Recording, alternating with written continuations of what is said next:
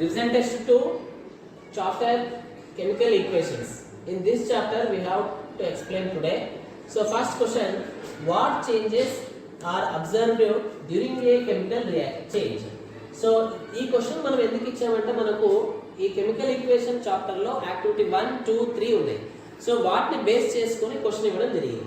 So ఇక్కడ activities చేసేటప్పుడు మనకు 4 types of changes we have to observe. So number 1, change their original characters. Change their original characters. Second one, heat liberated or absorbed. Heat liberated or absorbed. Or third one, gas evolved. And fourth one, form precipitation. So like these all changes we have to observe during a chemical change. చూడండి ఇది 2 marks question. ఇలా 4 points రాయడానికి ప్రయత్నం చేయాలి. This is first question. So second question, what are the difference between exothermic reaction and endothermic reaction? So let us discuss about what is the exothermic and endothermic. Exothermic means heat liberated. Which reaction we have to liberate the heat, that is exothermic reaction. And endothermic means which reaction is heat absorbed. Which reaction? Heat absorbed, that is endothermic. Which is heat liberated, exothermic. So మనం రాసేటప్పుడు దాన్ని ఎలా రాయాలి? C plus O2 gives rise to CO2 plus Q. Here nitrogen plus oxygen minus Q gives rise to NO. So మనం ఇలా రాయాలి. ఇక్కడ చూడండి ప్లస్ Q ఉంది. So plus Q means heat energy. Here plus sign means released, heat released. Plus sign indicates heat released. Minus sign indicates heat absorbed. Q is heat energy. So this is the major difference between exothermic and endothermic. It's enough to write in our annual examination. And third one, write the correct balanced chemical equation of combustion of propane in the presence of oxygen. So first of all you write the propane C3H8. So first before that you write this type of equation, propane in the presence of oxygen, and it gives what? So balanced chemical equation రాయాలి. So propane oxygen తో react అయినప్పుడు ఏం form అవుతుంది అని అంటే మనకు CO2 plus H2O ఇవి form కావడం జరుగుతుంది. సో కాబట్టి ఇది ఫామ్ అయినప్పుడు మనం రాయాల్సింది ఏంటి అని అంటే ఇక్కడ మనం బ్యాలెన్స్ చేయాలి. ప్రొపేన్ 3 Cలు ఉన్నాయి కదా, ఇక్కడ 3 పెట్టాలి. సో నెక్స్ట్ 4 ఉన్నాయి కదా, ఇక్కడ 8, కాబట్టి ఇక్కడ ఏం చేయాలి? 4 పెట్టాలి. అండ్ నెక్స్ట్ ఆక్సిజన్ చూస్తే 3 2 6, ఇక్కడ 4 10, అంటే ఇక్కడ ఎంత రాయాలి? 5 ఆక్సిజన్స్ రాయాలి. సో ఇలా బ్యాలెన్స్డ్ కెమికల్ ఈక్వేషన్ రాయాలి. So propane and oxygen,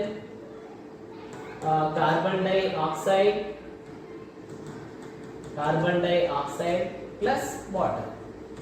so ఈ రకంగా మనము first of all number equation, name equation రాయాలి అండ్ తర్వాత ఫార్ములాస్ తోటి రాయాలి.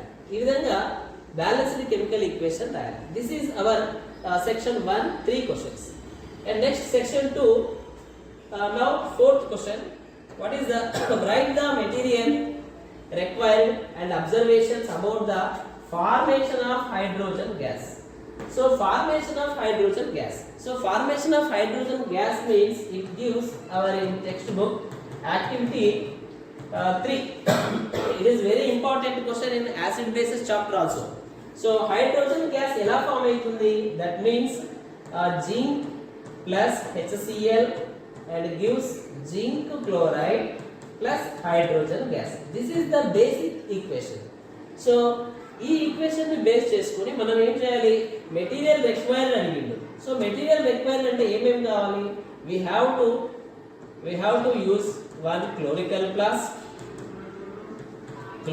plus and second one zinc and the third one HCl and the fourth one this is enough. And next observations. So observations ఏం రాయాలి అని అంటే there are 4 observations are there in these reaction. Number 1, white zinc granules turn into black color. And the second one, we don't know pop-up gas will become and third one, heat is liberated. If you touch the chlorical plus, it will be too hot, so heat is liberated. So this is our fourth question answer. Material required chlorical plus, zinc, HCl, and observations all these are. This is enough. It's the answer. And next fifth question. So fifth question is what is the fifth question? Calculate the mass of hydrogen liberated when 460 gram of sodium reacts with excess of water at STP atomic masses sodium, oxygen, hydrogen given.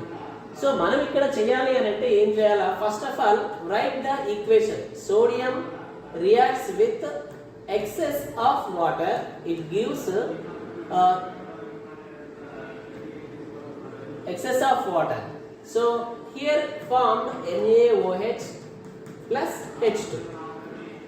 So sodium 2 2 2. So balance equation balance చేస్తే ఇది జరిగేది. So అందుకోసమని ఇది దీన్ని base చేసుకొని మనం ఏం చేయాలి, ఇక్కడ సోడియం 23 యూనిట్స్ ఇచ్చింది కాబట్టి 2 into 23 2. హైడ్రోజన్ ఎంత అంటే 1, 2 into 1 ప్లస్ ఆక్సిజన్ వచ్చేసి 16 ఉంది కాబట్టి 1 into 16. ఇక్కడ మళ్ళీ 2 బ్రాకెట్. Na అంటే Na ఒకటే ఉంది కాబట్టి 23 ప్లస్ ఆక్సిజన్ ఒకటి ఉంది కాబట్టి 16 ప్లస్ హైడ్రోజన్ ఒకటి ఉంది కాబట్టి అండ్ ప్లస్ హైడ్రోజన్ వచ్చేసి ఎన్ని ఉన్నాయి, 2 into 1. So 2 into 23 6 means 46U plus 2 into 1 2 16 18 అవుతుంది. ఇక్కడ 2 ఉంది. సో కాబట్టి 2 plus 16 18 to 36U gives rise to 23 39 40 plus 2 80U plus 2U. So మనము బ్యాలెన్స్ చేస్తే ఇక్కడ 82 ఉంది, ఇక్కడ 82 ఉంది. It is clear. So now we have to observe to do calculation. The mass of hydrogen liberated when 460 gram of reacts. So hydrogen gas ఎంత release అయిందంటే ఇక్కడ sodium 46 units sodium కి ఎంత రియాక్ట్ అయింది, 2 గ్రామ్ అన్న యూనిట్ అన్న ఏదైనా ఉంటాయండి, 2 గ్రామ్ ఆఫ్ హైడ్రోజన్ లిబరేట్ అయింది. సో మన క్వశ్చన్ ఏంటి, 460 గ్రామ్స్ ఇచ్చింది. సో కాబట్టి 460 గ్రామ్ ఆఫ్ సోడియం కి ఎంత హైడ్రోజన్ రిలీజ్ అవుతుంది అన్నది ఇక్కడ క్వశ్చన్. సో కాబట్టి ఏం చేయాలి, 460 into 2 by 46 46 1 ja 46 46 1 ja ఇక్కడ 0. So 2 into 10 is 20 grams. Therefore ఎంత అనంటే 20 gram of hydrogen will be released. ఈ విధంగా క్యాలిక్యులేట్ చేయాలి. ఫస్ట్ ఆఫ్ ఆల్ ఈక్వేషన్ రాయాలా, ఇక్కడ ఇచ్చినటువంటి వాటి అన్నింటికి కూడా యూనిట్స్ పెట్టి ఇదంతా రాయాలా. సో ఈ విధంగా అన్ని చేస్తూ వెళ్ళాలి. దిస్ ఈజ్ అవర్ సెక్షన్ 2 లో ఉన్నటువంటి question. So now we have to let us discuss about section 3. section 3 లో వచ్చేసి ఏముందంటే balance the following chemical equation. It is very simple. Balance చేయాలి అని అంటే we have to need reactants and products. So balancing chemical equation చేయడం అంటే according to law of conservation of mass, we have to balance the reactants and products. So now here one hydrogen is there and here two hydrogens is there. So simply you write here 2 and one nitrogen is there, here 2 nitrogen is there. So కాబట్టి ఇక్కడ 2 balance అవుతుంది. ఇక్కడ 3 oxygens ఉన్నాయి, ఇక్కడ 2 oxygens ఉన్నాయి, అంటే total గా 5 oxygens. ఇక్కడ ముందర 2 పెడితే ఏమవుతుందంటే 6 అవుతుంది, ఇక్కడ 2 అవుతుంది, కాబట్టి 8 ఆక్సిజన్స్ అవుతాయి. సో ఇక్కడ 8 ఆక్సిజన్స్ ఉన్నాయి. అండ్ నెక్స్ట్ కాల్షియం ఉంది, ఇక్కడ ఒకటి ఉంది, ఇక్కడ ఒకటి ఉంది, and oxygens okay, hydrogen okay. So ఈ విధంగా బ్యాలెన్స్ చేస్తూ మనం వెళ్ళాలి. ఇక్కడ 2 పెడుతున్నాం చూడండి, ఏమైంది చూడండి, 2H, ఇక్కడ 2H అంటే 4 అయింది, HNO3 HNO3 2HNO3 N 2NO3 6, ఇక్కడ 2 8 6 8. సో హైడ్రోజన్స్ ఎక్కువైతున్నాయి, ఇక్కడ 2 హైడ్రోజన్స్ ఉన్నాయి కాబట్టి ఈక్వేషన్ బ్యాలెన్స్. అండ్ ఇక్కడ చూడండి ఈ దీనిలో ఏమైంది, NaOH ఉంది, ఇక్కడ Na2 ఉంది, Na2 ఉంది కాబట్టి ఇక్కడ 2 పెట్టేసేయాలి అంతే. అప్పుడు ఓలు చూస్తే ఏమేమి ఉన్నాయి, ఇక్కడ 2 ఓలు, ఇక్కడ 4, 6 ఓలు ఉన్నాయి, ఇక్కడ 2 4, ఇక్కడ ఒకటే ఉంది ఆక్సిజన్, కాబట్టి ఇక్కడ ఏం చేయాలి మనము, ఇక్కడ 2 పెట్టేసేయాలి. ఇక్కడ 2 పెట్టేస్తే ఏమైతుంది, అన్ని బ్యాలెన్స్ కావడం జరుగుతుంది. 2H అయింది ఇక్కడ, అండ్ ఇక్కడ 2H ఉంది కాబట్టి 4H అవుతుంది, ఇది ఓకే. అండ్ ఆక్సిజన్స్ 2, ఇక్కడ 6, ఇక్కడ 2, ఇక్కడ ఈ విధంగా బ్యాలెన్స్ చేయాలి. సో అట్లా అన్ని మిగతా ఈక్వేషన్స్ కూడా ఇలాగే 2 బ్యాలెన్స్ చేయండి. అండ్ లాస్ట్ వన్ చూడండి, 7th వన్ చూస్తే right the balanced chemical equation for the following reactions. ఇక్కడ ఇచ్చినటువంటి వాటికి బ్యాలెన్స్ చేయాలి. అయితే చూడండి మొదటి దానికి రెండవ దానికి ఉన్నటువంటి డిఫరెన్స్ ఏంటి అని అంటే, మొదటి దానిలోనేమో డైరెక్ట్ గా ఫార్ములాస్ ఇచ్చారు, రెండవ దానిలో ఏమైంది వాటి యొక్క నేమ్స్ ఇచ్చారు. ఆ నేమ్స్ కి మనం ఏం చేయాలి, ఫస్ట్ ఆఫ్ ఆల్ ఫార్ములా రాసుకోవాలి, రాసుకున్న తర్వాత మనం దానికి ఆన్సర్ చేయాలి. సో మనం ఫస్ట్ ఆఫ్ ఆల్ ఏంటి, కాల్షియం హైడ్రాక్సైడ్, దీని ఫార్ములా వచ్చేసి calcium hydroxide CaOH taken twice plus carbon dioxide CO2 gives rise to calcium carbonate, formula CaCO3 plus water H2. So ఈ రకంగా మనం రాసిన తర్వాత దీనికి ఏం చేయాలి, మనము బ్యాలెన్సింగ్ చేయాలి. 1 కాల్షియం ఉంది, ఇక్కడ 1 కాల్షియం ఉంది, ఆక్సిజన్స్ ఇక్కడ 2 ఉన్నాయి, అండ్ ఇక్కడ 2 4 ఉన్నాయి, ఇక్కడ 3 ప్లస్ 1 4, ఈ బ్యాలెన్స్ అయింది. హైడ్రోజన్స్ చూస్తే ఇక్కడ 2 ఉన్నాయి, ఇక్కడ 2 ఉన్నాయి, ఆక్సిజన్స్ ఎన్ని ఉన్నాయి అప్పుడు, ఇక్కడ 2 ఉన్నాయి, ఇక్కడ 2 4, ఇక్కడ. So it is balanced equation. This is 1A and B.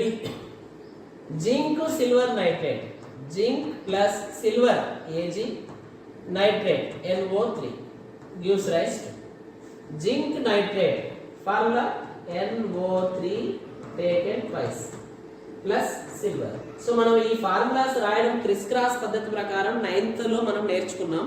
So వాటిని బేస్ చేసుకొని ఇక్కడ మనం ఫార్ములాస్ రాస్తున్నాం. ఇక్కడ జింక్ ఒకటి ఉంది, ఇక్కడ జింక్ ఒకటి ఉంది, ఇట్స్ ఓకే. నైట్రేట్స్ 2 ఉన్నాయి కాబట్టి ఇక్కడ 2 పెట్టేస్తే అయిపోతుంది. ఇక్కడ Ag 2 అయినాయి కాబట్టి ఇక్కడ 2 పెట్టాలి. అండ్ లాస్ట్ వన్ వచ్చేసి aluminium Al plus copper chloride CuCl2 gives rise to aluminium chloride AlCl3 plus copper. So ఇక్కడ అల్యూమినియం ఒకటి ఉంది, ప్రోడక్ట్స్ లో ఒకటి ఉంది అల్యూమినియం, ఇంకా కాపర్ ఇక్కడ ఒకటి ఉంది, ఇక్కడ ఒకటి ఉంది, సరిపోయింది. క్లోరిన్లు ఇక్కడ 2 ఉన్నాయి, ఇక్కడ 3 ఉన్నాయి. సో మనం ఏం చేద్దాము, ఇక్కడ ఒకవేళ 2 పెట్టాము అనుకోండి, ఏమవుతుంది, క్లోరిన్లు 4 అవుతాయి కదా, 2Cu. సో దీన్ని బ్యాలెన్స్ చేసే ప్రయత్నం మనము చేద్దాం. 2Cu ఉంది కాబట్టి ఇక్కడ 2Cu పెట్టవచ్చు, ఇక్కడ 4Cl అవుతున్నాయి. సో మనం దీన్ని ఇక్కడ ఒకవేళ 2 అని పెడితే ఏమవుతుంది, 6Cl అవుతాయి. ఇక్కడ మనం 3 పెట్టవచ్చు, 3 2 6, Cu 3 అవుతాయి, ఇక్కడ 3 పెడితే అయిపోతుంది. Als ఎన్ని ఉన్నాయి, 2. ఇట్లా 2 Als ఇది 3 CUs, ఈ విధంగా Cl. ఇట్లా మనము మళ్ళీ తర్వాత మనము బ్యాలెన్సింగ్ చేసినా కానీ ALs 2 ఉన్నాయి, Cuలు 3 ఉన్నాయి, క్లోరిన్లు 6 ఉన్నాయి. ఇలా ఒక క్వశ్చన్ కి ఆన్సర్ చాలా తక్కువ వర్డ్స్ లో మనం ఈ విధంగా రాయడం నేర్చుకోవాలి. సో ఇది స్లిప్ రివిజన్ టెస్ట్ 2 లో ఉన్నటువంటి రివిజన్. సో మనం నెక్స్ట్ వీడియోలో revision test 3 acid bases and salts అనేటువంటి దానిపైన మళ్ళీ నెక్స్ట్ వీడియో చేద్దాం. Until bye, thank you very much.